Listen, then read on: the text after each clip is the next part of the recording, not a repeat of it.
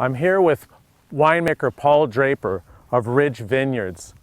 Paul's a legend in California winemaking, but his Bordeaux blend, Monte Bello, is probably even more famous.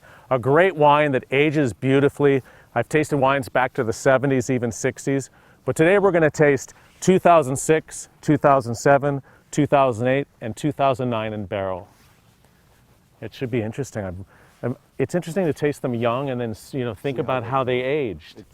It's a wine that's the 2008 that actually on the finish it's closed on the nose and then you taste it and there's not a huge impact at first, but then you find all the density at the end.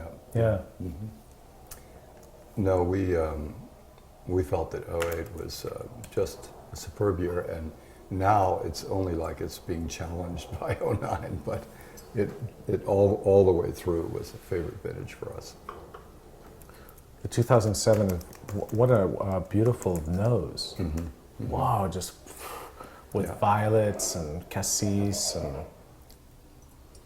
This has been a good decade, I believe. For you'll get a better feeling than I do.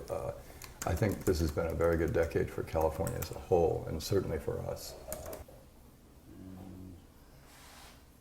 We just finished tasting a range of Ridge Monte Bello, 2008, 2007, 2006, and then older wines, which is fascinating. So you can sort of think how the younger wines are going to age. We had 1984, 1991, and 1995. Paul, for me, the 2008 is very close now because you just bottled it in June. Mm-hmm. But with a little bit of air, you get beautiful blueberries, Spanish cedar, sandalwood, full-bodied, firm, fine tannins. It's a textbook, what I would say, traditional California Cabernet. There's not a whole lot of them left, but luckily you've been sort of carrying the torch. And I love this wine. I'm 94 points on it. I think that, wait until 2014. Your wines really need bottle age, but they're so special and can't be compared to anything else coming out of California for me. The 2007, I think it's a better wine, more intense, amazing fruit, but reserved all the time. I like the velvety tannin structure. Then there's a little bit of black pepper. Mm-hmm. It's muscular, but toned. It's not like these muscle men in Venice Beach. It's really like, a Olympic athlete that's just perfectly toned. I'm 97 points on that. That's made for aging. I love that.